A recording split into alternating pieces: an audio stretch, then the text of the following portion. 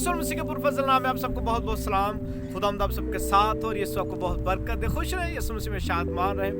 मत्ती रसूल के मार्फत लिखवाई गई यीशु मसीह की इंजील उसका बाब नंबर 21 आयत नंबर 22 में लिखा है कि जो कुछ तुम दुआ में ईमान के साथ मांगोगे वो सब तुमको मिलेगा। ये खुदा यीशु मसीह फरमा रहे हैं कि ईमान के साथ जो मांगोगे वो तुम्हें मिलेगा। और जब ईमान की बात की जाती है तो इब्राहिम का हवाला दिया जाता है कि वो इब्राहिम ईमानदारों का बाप था। अगर इस पर भी गौर करें तो वो ईमानदारों का बाप था, सबका नहीं, यानी कि जो ईमानदार है वो उनका बाप है। और उसने ऐसा क्या किया कि उसे ईमानदारों का बाप कहा गया। अगर हम पढ़े बाइबल मुकद्दस में तो खुदा ने जब उसे बुलाया तो वो 75 साल का था, शादीशुदा था। तो खुदा ने उसे वादा किया और बेऔलाद था। खुदा ने उसे वादा किया कि आसमान के तारों की तरह और समुद्र के किनारे जो रेत होती है उनके उसके जर्रों की तरह तेरी औलाद होगी। अभी वो उसके औलाद नहीं है, 75 साल का हो गया। तो जब 100 साल का हुआ तब खुदा ने अपना वादा पूरा किया। 86 साल की उम्र में भी उसके इस्माइल हुआ था, लेकिन खुदा ने इसहाक का वादा किया था। और ये देखा 25 साल बाद खुदा अपना वादा उसकी जिंदगी में पूरा कर रहा है। हम भी कभी कभार दुआ करते हैं और कहते हैं जी हम भी अगर दुआ करते हैं तो ईमान है, ये इसमें कोई शक नहीं। अगर जो भी कोई शख्स दुआ करता है तो वो ईमान के साथ ही करता है। लेकिन कभी कभार ऐसे भी होता है कि बाइबल मुकद्दस में लिखा है तुम मांगते हो और पाते नहीं। क्यों नहीं पाते? क्योंकि बुरी नीयत से मांगते हो। कभी कभार हम दूसरों को जेलस करने के लिए गाड़ी मांगते हैं, कोठी बंगला या प्लाट, कोई भी चीज़ मांगते हैं या नौकरी जॉब वगैरह भी मांगते हैं दूसरों को जेलस करने के लिए। तो बुरी नीयत से जो चीज़ मांगी जाएगी वो नहीं मिलने वाली, क्यों? अकॉर्डिंग टू द बाइबल मुकद्दस के मुताबिक। अच्छा, जब उसे 25 साल बाद औलाद मिली या बेटा मिला, इतनी मुद्दत बाद, तो फिर उसी वक्त खुदा जब 8 साल का हुआ तो इसहाक 8 साल का हुआ तो खुदा ने उसको कहा कि अब इसे मेरे लिए कुर्बान कर दे। देखे 25 साल बाद, इतनी मुद्दत बाद उसे वो बरकत मिली है तो खुदा कह रहा मुझे वापस कर दे, इसलिए मेरे लिए कुर्बान कर दे। क्या कोई बाप अपने बेटे को, अगर 4-5 बेटे भी हो, क्या वो खुदा के लिए उसे कुर्बान करेगा? ये आप पर सवाल है और आप पर भी डिपेंड करता है आप इसके बारे में क्या सोचते हैं। मेरा सवाल ये है कि अगर हमें कोई चीज़ मिले, मिसाल के तौर पर आपने कोई गाड़ी ले, कोई कार लेनी हो मिसाल के तौर पर, और उससे के लिए आप 5 साल तक कमेटियाँ डालें, पैसे जमा करें, और 5 साल जब पूरे हो तो वो जो कमेटियाँ डाली वो निकली है या वो पैसे जो जमा हुए वो भी किसी और काम पे लग जाए, ना वो खरीद सकें या कोई और काम निकला है, और उसके बाद फिर आप पैसे जमा करने शुरू करें। 10 साल गुजर जाए, 20 साल, 15 साल या 20 साल गुजर जाए अगर 20 साल बाद भूखे नंगे रह कर पैसे जोड़ कर अगर आप वो गाड़ी खरीदे 20 साल बाद, तरस कर अगर आप गाड़ी खरीद लें, और अगर अभी आप घर में लाएं, कुछ देर चलाएं या महीना 2 महीने, तो अगर खुदा उसी वक्त आप पर जाहिर हो जर कहे कि फलां जगह पर फलां शख्स रहता है, ये गाड़ी उसे दे या उसे ज़रूरत है, तो सवाल ये कि क्या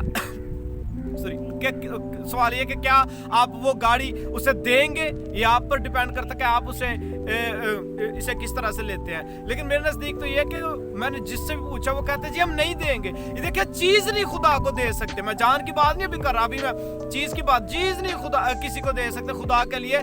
तो हम अपने आप को ईमानदार कहते हैं। अगर खुदा हमें कह के फलां बंदे को ये चीज़ दिया तो हम अपने आप को ईमानदार कहते हैं। हम तो कलीसिया में भी फिर नहीं आते, और ईमान है नहीं तो फिर कलीसिया में कैसे आएंगे?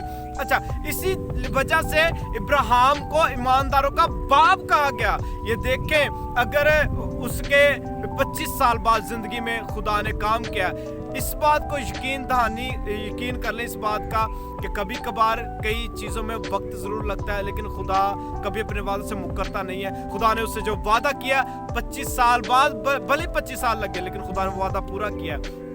आप भी ईमान में मांगते रहे, दुआ में ईमान के साथ मांगते रहे, खुदा जरूर पूरा करेगा। कुछ वक्त कभी कभार जरूर लगता है, लेकिन खुदा मुकरता नहीं है। बाइबल मुकद्दस में लिखा खुदा इंसान नहीं कि झूठ बोले, ना वो आदमजाद है कि अपना इरादा बदले।